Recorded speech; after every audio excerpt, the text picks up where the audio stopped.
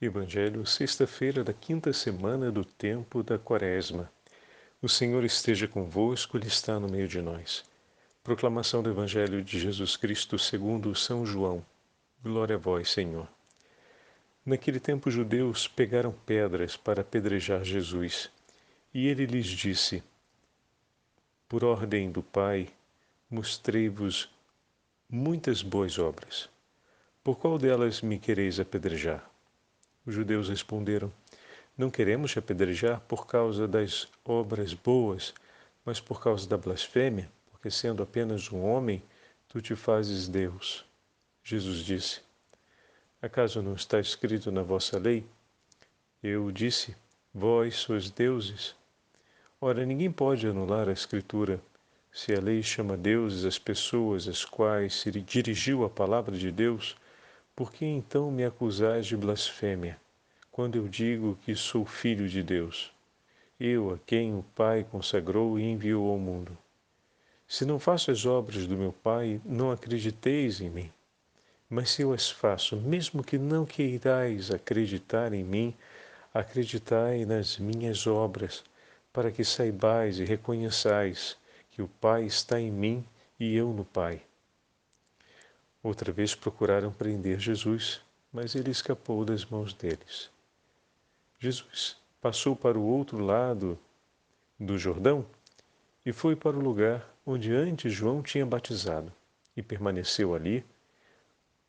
E muitos foram a ter com ele e diziam: João não realizou nenhum sinal, mas tudo o que ele disse a respeito desse homem é verdade. E muitos ali acreditaram nele. Palavra da salvação. Glória a vós, Senhor. Sexta-feira da quinta semana do tempo da Quaresma, em nome do Pai, do Filho e do Espírito Santo. Amém. Queridos irmãos e irmãs, a Santa Liturgia nos leva até o 10º capítulo do Evangelho de São João. E mais uma vez estamos observando, ou melhor, acompanhando, a incredulidade da parte dos interlocutores de Jesus, mas apenas neste primeiro momento da narrativa do Evangelho. Mais uma vez os judeus cercam Jesus e pegam as pedras para apedrejá-lo, acusando de blasfêmia. Então, Jesus responde mostrando uma evidência da lei. Todo aquele que recebe a palavra e com dignidade a guarda no coração é amado por Deus como um filho. O zelo pela palavra de Deus leva os homens à comunhão perfeita com Deus, ou seja, a serem reconhecidos como filhos. O filho é aquele que guarda a palavra do Pai no coração e a escolhe para si como tesouro precioso. Mesmo diante da resistência dos fariseus, se manifesta aqui o grande amor perseverante do Senhor. O amor, ele é perseverança, né?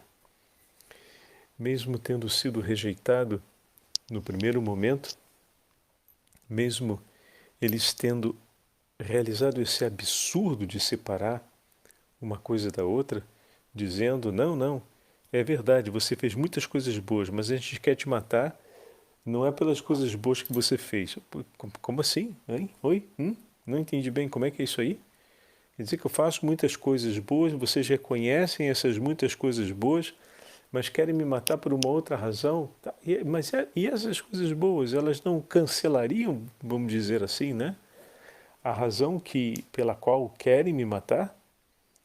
O mínimo que a gente poderia fazer do ponto de vista social era uma proporcionalidade em favor do réu, né? Ou seja, o réu cometeu esse equívoco, mas diante de tantas coisas boas realizadas, a gente avalia se a pena deve seguir mesmo a condição ou a disposição máxima que a ela é prevista.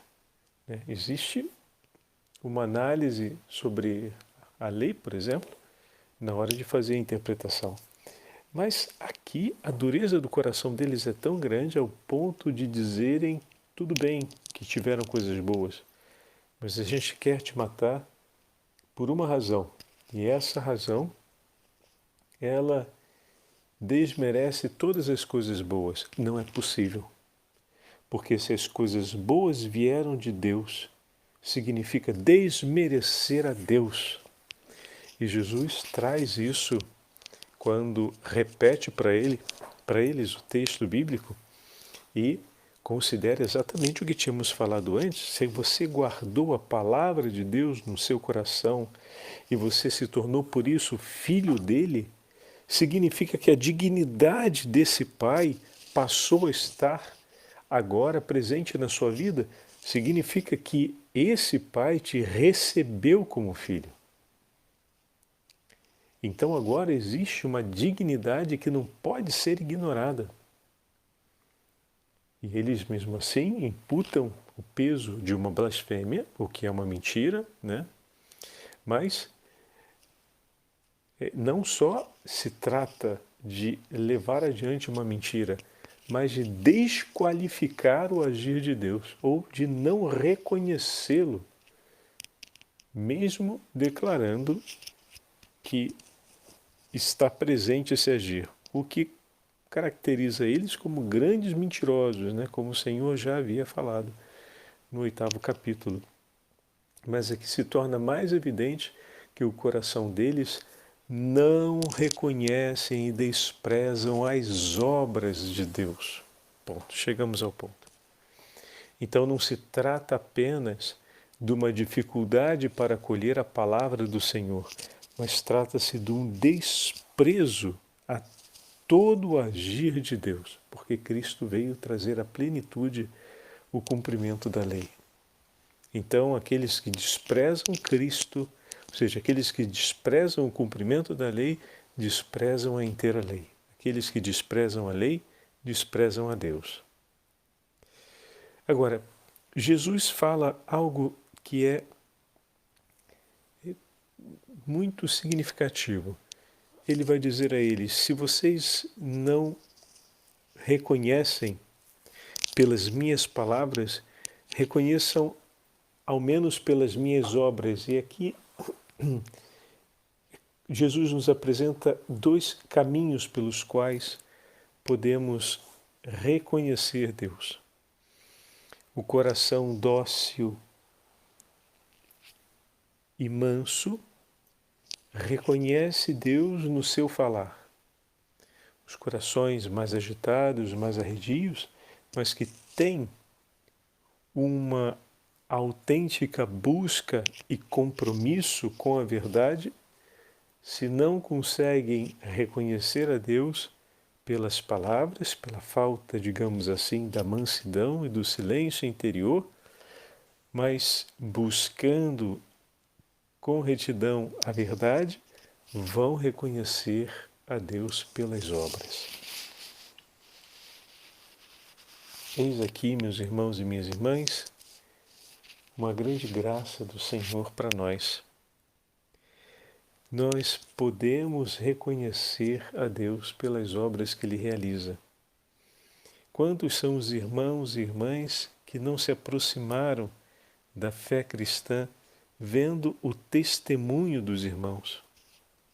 Quantos foram os homens e mulheres que não voltaram à vida na comunhão com a igreja, vendo o testemunho daqueles bons cristãos que procuravam cumprir o mandamento do Senhor, como o Senhor nos ensinou, que colocaram em prática o Evangelho como o Senhor o celebrou, mantendo a comunhão com os apóstolos e seguindo adiante num autêntico testemunho de fé. No próprio Evangelho de hoje, os segundos interlocutores, aqueles que vão vir por último no Evangelho, são os antigos seguidores ou discípulos de João Batista. Vejam, no final, Jesus, mais uma vez, escapou das mãos deles que queriam apedrejá-los e foi para o outro lado do Jordão. foi para o lugar onde João tinha batizado e permaneceu ali. Muitos foram ter com ele, assim nos diz o texto bíblico. E quando se encontravam com Jesus, diziam, de fato, tudo o que João disse a respeito de Jesus era verdade. O que significa dizer que eles estavam testemunhando exatamente as obras realizadas pelo Senhor. Lá no início do Evangelho, tem uma dificuldade no discurso do jejum, por exemplo, em que os discípulos de João Batista fazem o jejum superprecatório, aquele para apressar a vinda do reino de Deus, enquanto os discípulos de Jesus não fazem e acontece aquele protesto em relação a Jesus, porque nós fazemos e os seus não. E Jesus instrui eles a respeito da presença do Messias, a respeito da presença do noivo, né? A respeito das núpcias que se celebram do Cordeiro. E eles não compreendem. É interessante. O texto não dá continuidade dizendo que eles acolheram o ensinamento de Jesus e viveram um passo de seguimento do Senhor. Porém, agora, nessa parte do 10º capítulo, João vai dizer que muitos foram ter com ele e disseram tudo que João disse a respeito desse homem é verdade.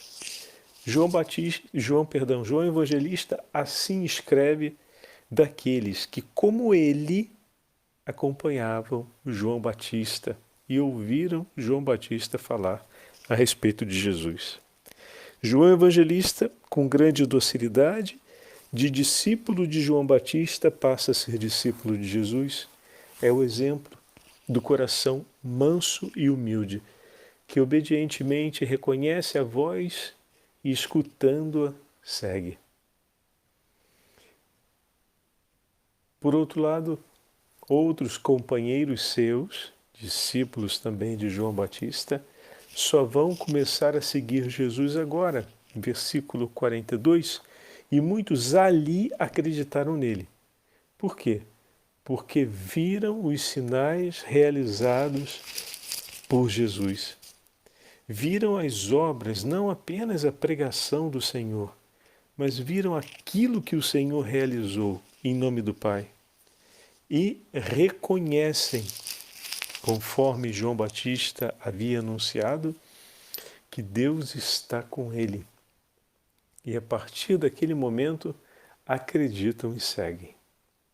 Então peçamos a Deus essa graça de termos um coração manso e humilde, como o coração do Senhor, a ponto de, ouvindo a sua palavra, imediatamente acolhê-la no coração e seguir o ensinamento do Senhor. Mas, por outro lado, peçamos ainda que o nosso coração sempre esteja farejando e buscando com autenticidade a verdade e os sinais da presença de Deus no meio de nós, de maneira que, contemplando as suas obras e o seu agir, o nosso coração prontamente o reconheça e se disponha a segui-lo onde quer que ele vá. Que nessa alegria do seguimento do Senhor, na reta final para o início da nossa Semana Santa, o Senhor nosso Deus nos abençoe e nos proteja e pela intercessão da Imaculada Virgem Maria e São José, nos livre de todos os perigos e de todo o mal, em nome do Pai, do Filho e do Espírito Santo. Amém.